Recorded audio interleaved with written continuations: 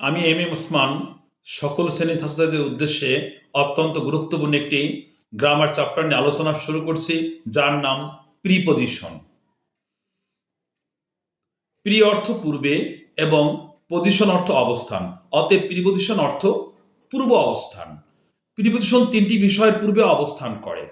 Number 1 noun, number 2 noun phrase, number three pronoun. এবার number 1, কোন noun, কোনো কিছুর নামকে নাউন বলে।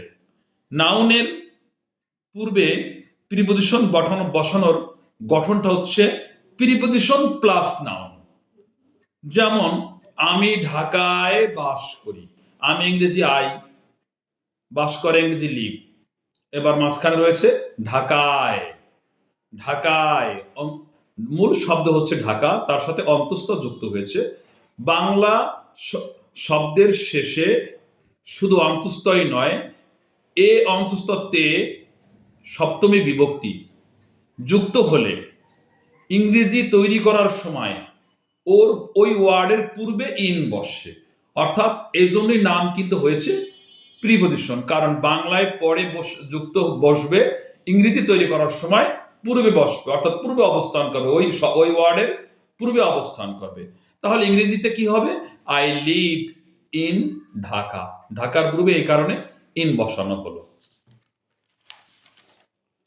নাউন ফ্রেজ, প্রিপজিশনের পর নাউনের সাথে যদি অতিরিক্ত কোনো ওয়ার্ড থাকে, তাহলে নাউন সহ অতিরিক্ত সবগুলো ওয়ার্ডকে একসাথে নাউন ফ্রেজ বলে। নাউন ফ্রেজের পূর্বে প্রিপজিশন বসানোর গঠন, যেমন প্রিপজিশন প্লাস নাউন ফ্রেজ। যেমন the book is on the table. এখানে কিন্তু আমরা দেখছি যে বইটি টেবিলের উপরে অন বসেছে, অনটা হচ্ছে প্রিপজিশন, আর দা টেবিলটা হচ্ছে নাউন ফ্রেজ, কারণ নাউনটা একা নয়, তার আগে দা রয়েছে। এ কারণে দা টেবিলকে আমরা বলবো নাউন ফ্রেজ। অর্থাৎ এখানে প্রিপজিশন অনটা বসেছে উপরে বোঝাতে এবং নাউন ফ্রেজের পূর্বে বসেছে। Number 3 pronoun. নাউনের পরিবর্তে যা বসে তাকে প্রোনাউন বলে। এখন প্রোনাউনের পূর্বে প্রিপজিশন বসানোর গঠন, প্রিপজিশন প্লাস প্রোনাউন। সে আমার জন্য একটা ঘড়ি কিনেছিল। এখন হি বট এ ওয়াচ ফর মি। এখন বাংলায় কিন্তু আমরা দেখতেছি আমার জন্য, জন্যটা কোথায়? আমারের পরে রয়েছে, আমার একটা প্রোনাউন, অর্থাৎ আমার দ্বারা কোনো ব্যক্তিকে ইন্ডিকেট করা হয়েছে, কিন্তু সরাসরি সেই ব্যক্তি নয়, সেই ব্যক্তির পরিবর্তে বসছে এখানে মি। তাহলে ইংলিশটা কি হয়? হি বট এ ওয়াচ, সে একটা ঘড়ি কিনেছিল ফর মি, আমার জন্য। এখানে ফরটা প্রিপজিশন, কিন্তু বসেছে কার পূর্বে? প্রোনাউনের পূর্বে। মি হচ্ছে একটা প্রোনাউন, অবজেক্ট হিসেবে বসেছে, তাই আমার ইংরেজি মি হয়েছে।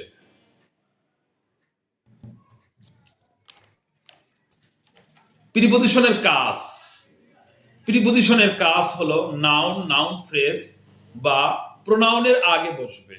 প্রিপজিশনটি নাউন, নাউন ফ্রেজ বা প্রোনাউনের আগে বসে ওই নাউন ফ্রেজ বা প্রোনাউনের সাথে প্রিপজিশনের আগের ওয়ার্ডের সম্পর্ক তৈরি করবে। যেমন আগের word plus preposition plus noun বা নাউন ফ্রেজ বা প্রোনাউন। বিশেষ দ্রষ্টব্য, নাউন, নাউন ফ্রেজ বা প্রোনাউন ছাড়া অন্য কোনো পার্শ্ববিশেষের পূর্বে প্রিপজিশন বসে না। যে ওয়ার্ড কোনো নাউন বা প্রোনাউনের পূর্বে বসে ওই নাউন বা প্রোনাউনের সাথে সেন্টেন্সের অন্যান্য ওয়ার্ডের মধ্যে সম্পর্ক স্থাপন করে তাকে প্রিপজিশন বলে। যেমন the students are in the class. এখানে ছাত্রছাত্রীরা শ্রেণীকক্ষের মধ্যে। ইন দ্য ক্লাস, দ্য ক্লাসটা হচ্ছে কি নাউন ফ্রেজ, কারণ ক্লাস একটা না শ্রেণী, নাউন, তার আগে দা রয়েছে, এই জন্য এটাকে আমরা কি বলবো? নাউন ফ্রেজ বলবো। তার আগে ইন বসেছে, শ্রেণী কক্ষে। এ আছে এই জন্য ইন, এ অন্তস্থ তে থাকলে ওই যে নাউনের পূর্বে পরে এ অন্তস্থ তে যুক্ত হয়, ওই নাউনকে ইংলিশ তৈরি করার সময় তাহার পূর্বে ইন বসে। এই জন্য হলো কি, the students are in the class, এখানে ইন হচ্ছে প্রিপজিশন। প্রিপজিশনের লক্ষ্য, প্রিপজিশন এক ধরনের কানেক্টিভ ওয়ার্ড অর্থাৎ সংযোগকারী শব্দ হিসেবে কাজ করে। দুটি ওয়ার্ডের মধ্যে সম্পর্ক সৃষ্টি করাই প্রিপজিশনের মূল লক্ষ্য। প্রিপজিশন হলো একটি ব্রিজের মতো। একটা ব্রিজ যেমন একটা নদীর এই এই পারের সাথে ওপারের সম্পর্ক স্থাপন করে, তেমনি প্রিপজিশন কোনো সেন্টেন্সে বসে প্রিপজিশনের পরের ওয়ার্ডের সাথে প্রিপজিশনের আগের ওয়ার্ডের সম্পর্ক স্থাপন করে।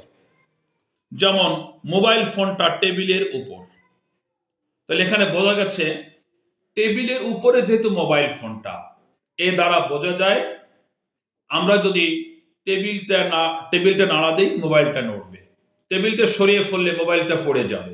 তাহলে টেবিলের উপরে মানে টেবিল আর মোবাইলের মধ্যে একটা সম্পর্ক বোঝা যাচ্ছে যে এখানে মোবাইল ফোনের সাথে টেবিলের সম্পর্ক। তাহলে ইংলিশটা কি হয়, the mobile phone is on the table.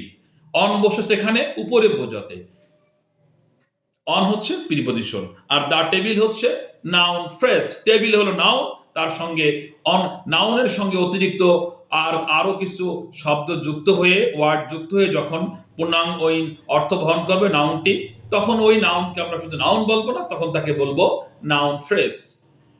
এখন এটা বলেই আমি প্রিপজিশনের পরিচয় সম্পর্কে প্রথম ক্লাসটি এখানেই শেষ করছি। আল্লাহ হাফেজ।